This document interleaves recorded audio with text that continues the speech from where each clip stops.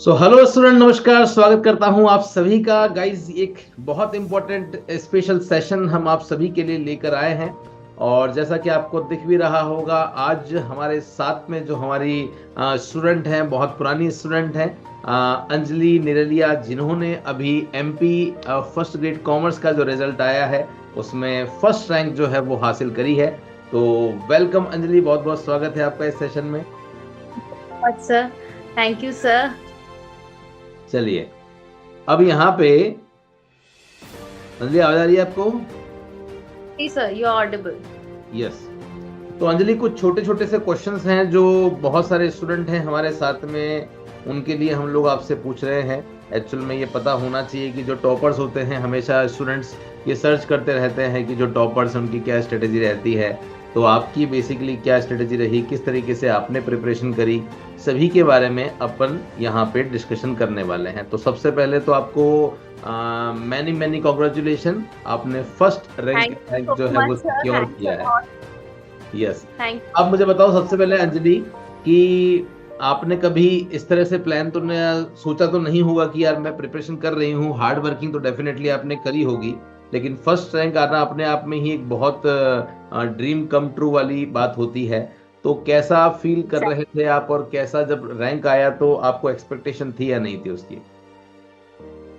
Sir, एक तो पहले तो ऐसा एकदम सरप्राइज हो गए कि रैंक 1 कैसे, क्या। जब मम्मी पापा को बताया, they start just crying, I call you, आपने भी कहा जी तो बहुत बड़ी बात है। तो एक वो अलग ही नेक्स्ट लेवल चीज थी। और एक चीज है सर, सिलेक्शन के पहले की लाइफ और सिलेक्शन के बाद की लाइफ, दोनों में बहुत अंतर होता है। ये मैंने महसूस किया, सुना था अभी तक इंटरव्यूज में, बट मैंने ये खुद से महसूस किया।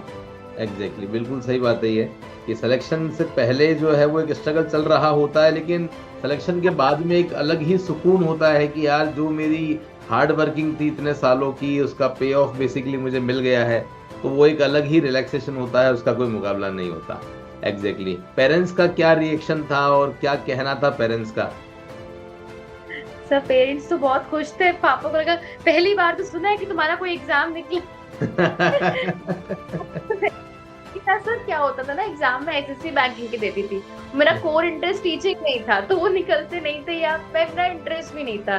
पापा was very happy, he started crying, mummy was very happy, she was also crying. तो पूरी फैमिली बहुत खुश थी, चाचा चाची, everybody was, even my friends were very happy, जो मेरे को मोटिवेट करते थे, सब करते थे। एंड आप सब टीचर्स सारी सब बहुत खुश थे। इवन मेरे जो 12th के टीचर थे ना सर, वो भी आज तक मेरे से कनेक्टेड है, ऐसा था। तो टीचर बहुत सपोर्ट रहा। ग्रेट ग्रेट ग्रेट, बहुत शानदार। तो अंजलि, सबसे पहले अपन मेन जो क्वेश्चन है उस पर आते हैं, जो हर स्टूडेंट बेसिकली जानना चाहता है कि यार जो फर्स्ट रैंकर है उनकी ऐसी क्या स्पेशल स्ट्रेटेजी होती है, क्या रणनीति होती है, आपने इस एग्जाम को कैसे जो है वो क्रैक किया, तो क्या सोच थी आपकी, क्या रणनीति थी कि यार किस तरीके से आपको इस एग्जाम को क्रैक करना है, वो एक छोटी सी रणनीति आप बताइए। एक जनरल स्टडी, मतलब इसे हम लोग दो पार्ट में डिवाइड करते हैं कि हम बेसिकली इसे एक नॉर्मल स्ट्रेटेजी में भी बात कर लेते हैं, और कुछ स्पेसिफिक पॉइंट जो आपने याद रखे, आपने ध्यान रखा, उनका सीक्रेट स्ट्रेटेजी से हम लोग कह सकते हैं। तो एक आप नॉर्मल स्ट्रेटेजी बताओ कि यार ये तो होना ही चाहिए, साथ में ये बताओ कि स्पेशल स्ट्रेटेजी आपने क्या फॉलो करी, उसका सीक्रेट क्या है, क्योंकि सीक्रेट भी स्टूडेंट को पता होना चाहिए। सर, जनरल स्ट्रैटेजी तो यही है कि you need to be consistent, है ना। विदाउट कंसिस्टेंसी नहीं होता, और कोई भी चीज सर एक दिन में नहीं होती। You need to well prepared for it. आपको रोज प्रैक्टिस करना पड़ेगा, रोज चीजों को देखना पड़ेगा। जैसे सर पीजीटी का जो ये था, ये ना मुझे 11th क्लास तक, मतलब जब मैं केवी की स्टूडेंट, तो मैं अपने टीचर्स को कहती थी कि मुझे पीजीटी बनना है। टीचिंग में वहां से मुझे इंटरेस्ट आया था, वहां से तैयारी, मतलब कुछ ना कुछ मैं पढ़ती रहती थी। देन सीक्रेट में ये बताऊंगी सर, क्या होता है ना, चीजें शुरू से आप पढ़ते हो और लास्ट में जो गियर आपको चेंज करना होता है ना, वो आरपीएससी अड्डा के मैराथन सेशन ने कर दिया था। जो लास्ट के बीच जो मैराथन सेशन हुआ था ना सर, उससे जो पढ़ाई थी वो गियर अप हो गई थी। एकदम हर चीज, हर इसमें आपका रिवीजन हो रहा है, उसमें इंपॉर्टेंट चीजें पता चल रही थी। तो ये कुछ ऐसा सीक्रेट मैं कह सकती हूँ, जो शायद मुझे एक्सेस करने मिल गया उस टाइम पे, जो एक सीक्रेट बन गया टॉपर का। और there is no secret, you have to work hard and you have to be consistent, otherwise कुछ नहीं होने वाला अगर आप ये जो यहाँ पे की लाइन कही है अंजलि ने कि है ना, you have to be consistent. ये कंसिस्टेंसी बहुत ज़्यादा इंपॉर्टेंट हो जाती है। आप किसी भी जो रैंकर है उसका इंटरव्यू उठा के आप देख लो, बस वो यही कहेगा या यही कहेगी कि मैंने कुछ स्पेशल एफर्ट्स नहीं करे, बस मैं अपनी पढ़ाई में कंसिस्टेंट थी। डेली के 4 आवर 5 आवर 6 आवर मैंने डेली बेसिस पे बस पढ़ा, मैंने कुछ नहीं किया, तो बस उसी से जो है वो मेरी रैंक लग गई।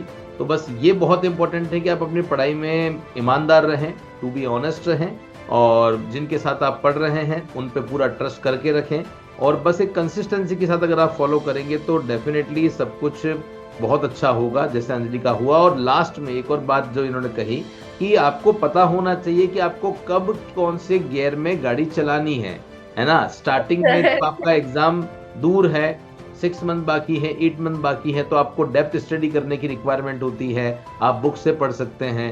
लेकिन जैसे जैसे टाइम पास आता है तो आपके माइंड में एक चीज़ चलनी चाहिए कि यार मुझे अपने सिलेबस को इस टाइम एंड करना है, देन उसके बाद में कम से कम 2 महीने पहले मेरा सिलेबस एंड हो जाना चाहिए। लास्ट टाइम पे जितना हो सके एमसीक्यू क्वेश्चंस अटेंड करने चाहिए, तो और रिवीजन करना चाहिए, नया टॉपिक नहीं पढ़ना चाहिए। ये सब चीज़ें, ये सब गियर बदलने वाली चीज़ें हैं कि लास्ट टाइम पे आपकी गाड़ी टॉप गियर में चलनी चाहिए, टॉप गियर में ज़्यादा से ज़्यादा क्वेश्चंस करने चाहिए। और जैसा ये बोल रहे हैं कि इन्होंने भी यही किया, लास्ट टाइम पे आरपीएससी अड्डा की मैराथन से जो है वो मिल गई, और वहाँ से पढ़ाई करी। और डेफिनेटली ऑब्वियसली ये मैराथन नहीं, कोई भी मैराथन हो, जब भी कोई इंस्टीट्यूट मैराथन कराती है तो हमारा पर्पस यही होता है उसमें कि ज़्यादा से ज़्यादा डिफरेंट क्वेश्चंस हम लोग कराएं, ताकि वो टॉपिक आपका कवर हो जाए, एक रिवीजन हो जाए। तो अगर हमने उस क्वेश्चन को आपको करवाया है और समझाया भी साथ साथ में है, तो उससे रिलेटेड जो भी क्वेश्चन आपके एग्जाम में आएगा उस क्वेश्चन को आप डेफिनेटली अटेम्प्ट कर लेंगे। डेफिनेटली, बिल्कुल सही कहा। अब बात ये भी आती है कि जब आप पढ़ाई कर रहे थे ड्यूरिंग द प्रिपरेशन, बहुत सारे चैलेंजेस भी आए होंगे आपके सामने, क्योंकि नॉर्मली क्या होता है कि आजकल डिस्ट्रैक्शन का एक बहुत बड़ा मोड मोबाइल हो गया है, तो स्टूडेंट मोबाइल से बहुत ज़्यादा डिस्ट्रैक्ट होते हैं। फिर जब हम घर परिवार में रहते हैं तो घर परिवार में भी कभी कुछ काम होता है, कभी कुछ काम होता है। तो जब आप प्रिपरेशन कर रहे थे तो कौन कौन से चैलेंजेस थे जिनको आप फेस कर रहे थे, एंड देन उसके बाद में फेस के बाद में आपने उसको सॉर्ट आउट कैसे किया? ये एक बहुत बड़ी प्रॉब्लम है सर। सबसे बड़ा चैलेंज तो ये है कि वैकेंसी रेगुलरली नहीं आती है। सबसे बड़ा स्टूडेंट तैयारी कैसे करे, कि किस हिसाब से तैयारी करे।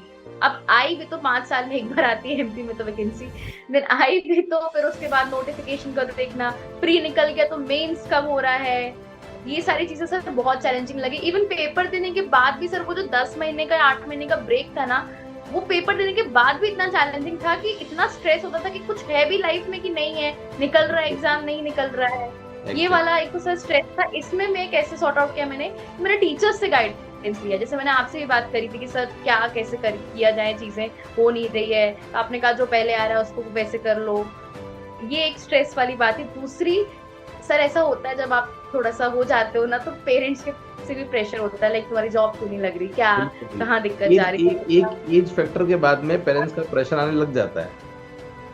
यस, और फिर being a girl there is other type of pressures, है ना, कल्चरल प्रेशर्स भी होते हैं, सोशल प्रेशर्स भी होते हैं। तो उस चीज से भी कोप अप करना कि नहीं मुझे ये करना ही करना है, I have to do this, उससे टाइम लेना।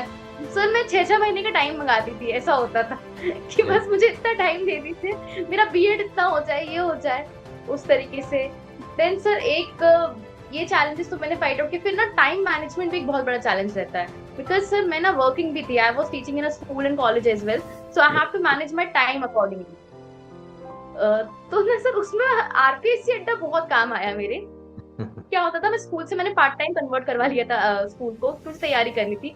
सर 12 साढ़े 12 बजे आयुषी मैम की क्लास होती थी बिजनेस स्टडीज की, वो पढ़ी, फिर 2 बजे भूपेंद्र सर की क्लास, वो पढ़ी, फिर आप फ्री होते थे, फिर शायद आपकी इकोनॉमिक्स की क्लास थी, उसके बाद फिर सागर सर की स्ट्रैटेजी की क्लास थी। सर वो राउंड द क्लॉक पूरी क्लास होती थी, तो उसमें बकायदा मैं पेन पेपर लेके बैठ के पढ़ती थी। वो इतनी इंटरेक्टिव थी कि हमको पता नहीं चलता था कि कब हमारी पढ़ाई हो गई और वो ऐसे बोलते ना खेल खेलने पढ़ाई कर ली। तो इतनी इंटरेक्टिविटी थी उन सेशंस में कि वो बहुत अच्छे से हमारा टाइम मैनेजमेंट, और 5 to 6 आवर्स की सिटिंग भी होती थी और पता नहीं चलता था कि कब हो गई। I used to enjoy that sessions. Exactly, ये पूरा टाइम मैनेजमेंट स्ट्रैटेजी और चैलेंजेस मैंने कोप अप किए। एंड सोशल मीडिया मोबाइल से कैसे आपने, जो आज बहुत बड़ी प्रॉब्लम है, स्टूडेंट आजकल रील देखते हैं तो बस वो देखते रह जाते हैं, स्क्रॉल करते रहते हैं, एक के बाद एक के बाद एक के बाद आती रहती है, इंटरेस्ट आता रहता है, तो उसको कैसे फेस अप किया आपने? सर मैंने ना क्या किया था, मोबाइल से पढ़ा ही नहीं था, मेरे पास एक टैबलेट था, मैंने टैबलेट पे क्लियर, टैबलेट से डिस्टर्बेंस नहीं होता था एंड मैंने कसम खा ली थी कि फोन तभी खरीदूंगी जब नौकरी लग जाएगी, मेरा फोन लॉस्ट हो गया था सर। बहुत जबरदस्त, बहुत डिस्ट्रैक्शन भी बहुत चला गया था, टैबलेट से मैंने पढ़ा। और सर दूसरी चीज मैं ये भी बोलूंगी कि it's up to you, technology आपको कंट्रोल करने के लिए नहीं बनी, आप टेक्नोलॉजी कंट्रोल करने के लिए बने हो, तो you have to be like ना कि मेरा इतना टाइम है, मैं इसको ऐसे यहाँ पे दूंगी। Even if you are watching reels ना, तो रील्स भी ऐसी होती है सर, कुछ कोई मैनेजमेंट का कंसेप्ट बता देगा आपको, कोई थ्योरी बता देगा, ऐसा होता है, ऐसा मुझे कुछ देखना होता है, जैसे मान लीजिए मैस्लो की नीड हायरार्की थ्योरी, तो मैंने फट से एक रील ही देख ली उसकी, तो 30 सेकंड में फट से समझ में आ गया। तो आप अपने एग्जाम को ना सर तो बोझा नहीं समझिए कि पढ़ाई करना है, उसको अपने ही स्केड्यूल में उसको ऐसा ले आइए, यही मैं बोलूंगी। चलिए बहुत बढ़िया। तो कुछ बातें जो अंजलि यहाँ पे कह रही है, मैं कंक्लूड भी आपको कर रहा हूँ साथ साथ में। इन्होंने जो कुछ बातें कही शायद आपने ग्रैब करी होगी स्टूडेंट्स की, इंटरेस्ट होना बहुत ज़रूरी है। अगर आप कुछ काम कर रहे हो और प्रेशर से कर रहे हो ना, तो उसमें कभी आपका इंटरेस्ट नहीं आएगा और उसमें आपको रियल आउटपुट भी नहीं मिलेगा। तो आपका इंटरेस्ट होना बहुत ज़रूरी है। साथ में आजकल टेक्नोलॉजी इस प्रकार की हो गई है कि हम दूर नहीं रह सकते, पर हमारे ऊपर डिपेंड करता है कि हम उसको कैसे यूज कर रहे हैं। अगर हमें लग रहा है कि यार थोड़ा सा मोटिवेशन कम है, अगर हम 4-5 रील मोटिवेशन की देखेंगे तो नेक्स्ट 10 रील जो है वो ऑटोमेटिक सजेशन में हमको मोटिवेशन ही दिखाएगा। अगर मान लो हम डांस के वीडियोस देखेंगे तो सजेशन में फिर डांस के ही वीडियोस आएंगे। तो आप जिस तरह के वीडियोस देखोगे, आपको फेसबुक, गूगल उसी तरह का वापस जो है वो सजेशन दिखाएगा, तो आप उसका अच्छा यूज ले सकते हो, है ना। तो ऐसा नहीं है कि सोशल मीडिया हमेशा बुरा ही होता है। जैसे इन्होंने कहा कि मुझे मास्लो का कॉन्सेप्ट देखना था, तो बस मैंने वो डाला। तो कोई भी कॉन्सेप्ट अगर आज की तारीख में अगर हम डालते हैं तो यूट्यूब पर सबसे पहले रील्स आती है, फिर उनके वीडियोज आते हैं। तो यार अगर हम कोई वीडियो देखेंगे तो वीडियो तो बहुत लंबा होगा, रील्स देखेंगे तो हमारा कॉन्सेप्ट जो है वो 30 सेकंड में, 1 मिनट में एक बार ऊपर से क्लियर हो जाएगा। तो बस बहुत है, हमको तो यही चाहिए था। तो एग्जैक्टली ये बहुत सही आपने कहा।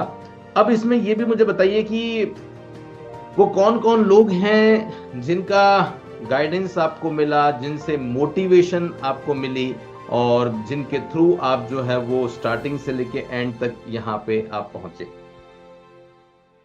सर सबसे पहले तो मेरे मम्मी पापा, ऑलवेज मेरी मम्मी और पापा दोनों ने मुझे बहुत मोटिवेट ही किया। लाइक सर वो जितनी मेहनत करते थे ना, तो उसको देख के मुझे लगता था कि नहीं, मुझे इनको कुछ पे बैक करना है, I have to give them back. Then my teachers, obviously मैं सारे ही टीचर्स जो मुझसे कनेक्टेड थे, आरपीएससी अड्डा, मेरे school teachers, other coaching teachers, everybody, I just want to thank all of them. मतलब सर टीचर्स के बिना तो कोई एग्जाम क्रैक ही नहीं हो सकता। सही बात है। मेरी 11th 12th, I just want to thank them. Then there are several my friends also who always used to motivate me. अरे अंजलि आपसे हो जाएगा, आप कीजिए, है ना। सब फ्रेंड्स का भी बहुत रोल रहता है, संगति का बहुत असर पड़ता है। अगर आप अच्छी संगति, जैसे मैंने सब स्कूल में गई तो स्कूल में मुझे कुछ अच्छे फ्रेंड्स मिले, अच्छे टीचर्स मिले, मेरे ही एज के थे। हमेशा ना अपनी जो संगति हो ना वो बहुत अच्छी होनी चाहिए। जैसे लोगों के साथ आप रहोगे, आप वैसा ही आउटपुट दोगे।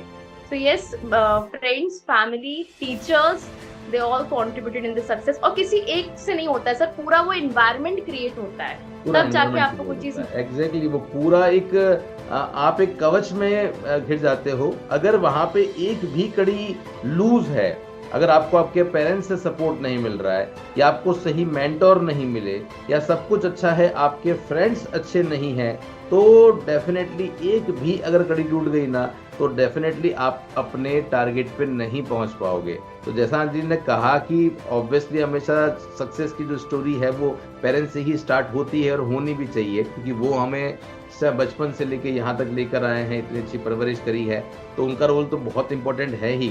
लेकिन साथ में यस, फ्रेंड्स का रोल बहुत इंपॉर्टेंट है।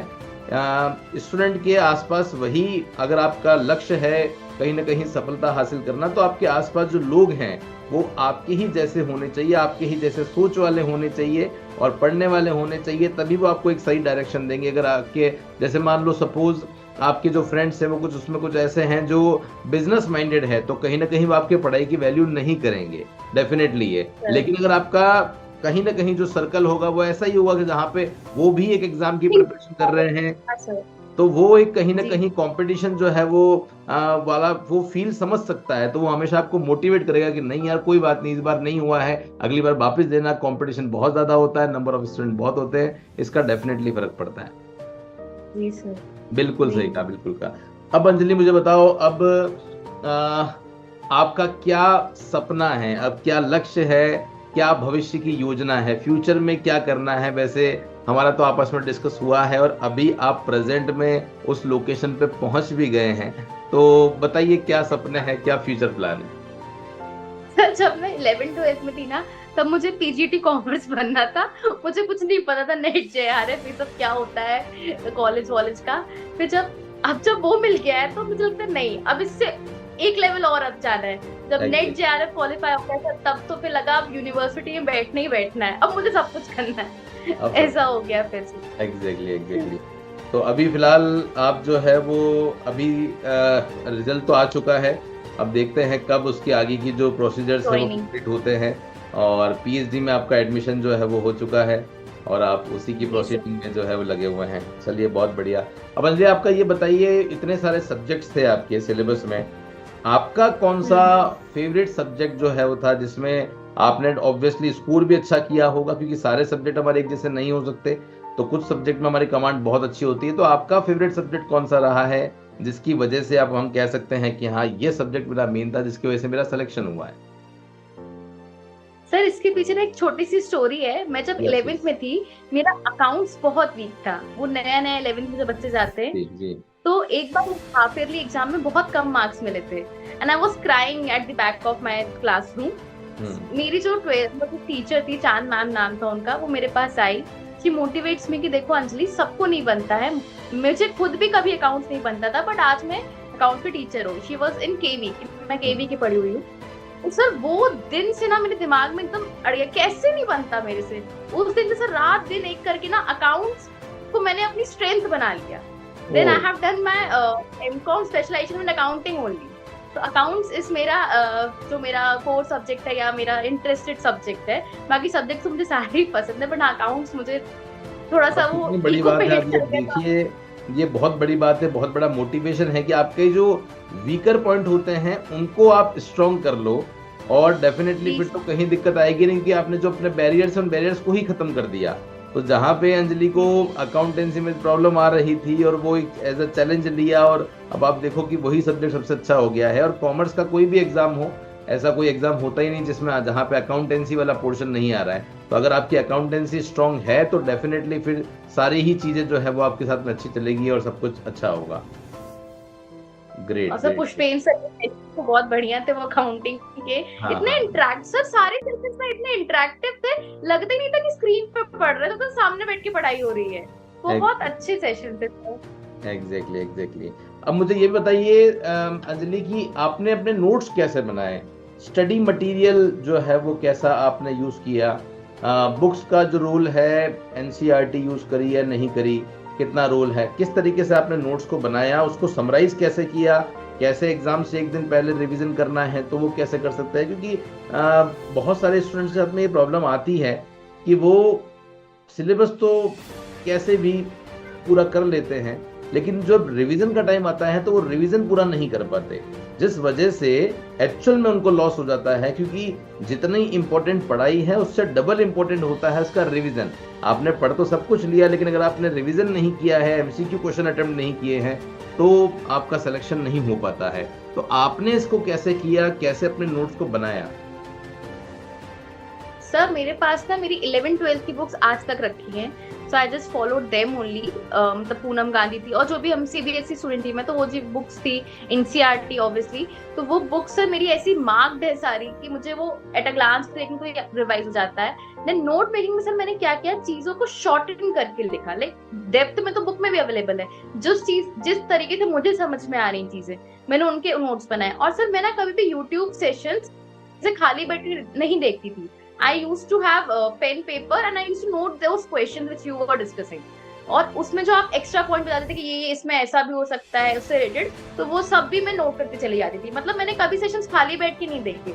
तो अगर आप सर जैसे सेशंस को क्लास समझिए कि हाँ जैसे हम बाहर ऑफलाइन जाके पढ़ते हैं, बिल्कुल उस तरीके से लीजिए और बकायदा आप नोट्स बनाइए, ऑब्वियसली आपको कंसेप्ट एकदम क्लियर कट हो जाएगा। और सर वो नोट्स ना आप एग्जाम के पहले भी ऐसे एकदम जस्ट फेर के चले जाइए, पूरे ग्लांस देख लीजिए उसका, तो पूरा रिवीजन हो जाता है, क्योंकि वो क्वेश्चन एकदम सिलेक्टिव क्वेश्चंस होते हैं जो यूट्यूब में उठाए जाते हैं या जो प्रीवियस ईयर क्वेश्चंस होते हैं। एंड आप लोग का सर एक पीडीएफ भी अवेलेबल था जो मैंने कोर्स लिया था उसमें, उस पीडीएफ में सारे चैप्टर वाइज क्वेश्चंस होते थे कि यूनिट वाइज इसके क्वेश्चंस एमसीक्यू, मैंने वो भी अटेम्प्ट करे थे, उसको मतलब कर लेती थी अटेम्प्ट। बाकी सर वही 11-12 की बुक्स रहती हैं अपनी, और जो सेशंस वगैरह देख रहे जो जिसको जो भी देखो ना उसको मतलब सीरियसली लेके पढ़ो, ऊपर से कुछ नहीं होता, आप बैठ के नोट कीजिए उसको बकायदा, वही सही रहता है। बिल्कुल सही है ये तो। बस ये बात तो बिल्कुल फैक्ट है कि 11-12 की जो बुक्स है उनका रोल बहुत ज़्यादा इंपॉर्टेंट होता है। आज भी किसी गवर्नमेंट एग्जाम को दो तो हर रैंकर यही कहता है, हर टीचर यही कहता है कि एनसीईआरटी की बुक्स पढ़ो, वहाँ से तो वो तो हमारा बेस है ही है, वो तो बहुत इंपॉर्टेंट है। तो लेकिन उसके बाद भी जो आप पढ़ रहे हो उसके एक शॉर्टन नोट्स जो हैं वो आपके पास में ज़रूर होने चाहिए। आपका, मैं हमेशा स्टूडेंट को कहता हूं कि आपके नोट्स इस तरीके से होने चाहिए कि एग्जाम से एक दिन पहले अगर आपको पूरे सिलेबस का रिवीजन करना है तो आप पूरे सिलेबस का रिवीजन कर पाओ। अगर आप नहीं कर पा रहे हो तो कहीं ना कहीं वो नोट्स जो है वो सही तरीके से बने हुए नहीं है। और दूसरी जो प्रॉब्लम जो मैं स्टूडेंट्स के साथ देखता हूँ, नोट्स एक जगह नहीं होते हैं। एक जगह नहीं होते मतलब ये है कि जैसे अकाउंटेंसी पढ़ रहे हैं, अब अकाउंटेंसी में जैसे एक ही कॉपी है, उसी कॉपी में स्टार्टिंग में अकाउंटेंसी है, पिन वाले पेज से उन्होंने जो है वो इकोनॉमिक्स स्टार्ट कर दी, एंड से जो है वो बिजनेस स्टार्ट कर दी। तो वो बेसिकली कॉपी नहीं है, वो न्यूज़पेपर है जिसमें नेशनल इंटरनेशनल सारी न्यूज़ जो है वो मिल रही है। तो वो नहीं होना चाहिए, सेपरेट आप कॉपी बनाइए। उसमें भी अकाउंटेंसी का जो मैटर है वो 3-3, 4-4 कॉपी में है, तो उसको आप समराइज कैसे करोगे? वो सब चीजें एक जगह आपकी होनी चाहिए। चैप्टर खत्म होता है उसके बाद में 3-4 पेजेस आप भले ही छोड़ दीजिए, ताकि जब भी आप आगे रिवीजन करेंगे तो रिवीजन करने के बाद कुछ और एडिशनल पॉइंट है वो भी आप वहीं पे नोट कर लें, ताकि क्या होगा कि आपकी जो चीजें हैं वो एक जगह हो जाएगी। देन उसके बाद में आप क्या करिएगा, उसके बाद आप वहां से रिवीजन करेंगे, शॉर्ट नोट्स बनाएंगे, एक बहुत ज्यादा जो है वो हेल्प होने वाली है। तो चीजों को एक साथ होना बहुत जरूरी है, एक जगह होना बहुत जरूरी है, तभी जो है वो ये सेट हो पाता है ना अंजलि? नोट तो अपने आप में एक बहुत इंपॉर्टेंट रोल प्ले करता है किसी भी एग्जाम में। नोट लिखनी आपकी कैसे, नोट का बहुत इंपॉर्टेंट रोल होता है। तो चलिए अंजलि, तो मुझे लगता है कि स्टूडेंट्स के जितने भी छोटे छोटे से डाउट थे वो सारे क्लियर हो चुके हैं, और स्टूडेंट्स को एक, मुझे लगता है, एक पाथ मिल गया होगा कि यार रैंकर्स क्या सोचते हैं, क्या उनकी थिंकिंग होती है, वो कैसे नोट्स बनाते हैं, एग्जाम टाइम पे जो डिफिकल्टीज होती है उनको कैसे वो सॉर्ट आउट करते हैं। एक अच्छा खासा आइडिया जो है वो मुझे लगता है स्टूडेंट्स को मिल चुका होगा। तो Anjali, thank you so much इस सेशन में हमारे साथ में जुड़ने के लिए, और आप बहुत तरक्की करें, बहुत बड़े मुकाम पे पहुँचें, यही आरपीएससी अड्डा हमेशा चाहता है, और हमारे लिए जब भी जो हेल्प हो डेफिनेटली हम आपके लिए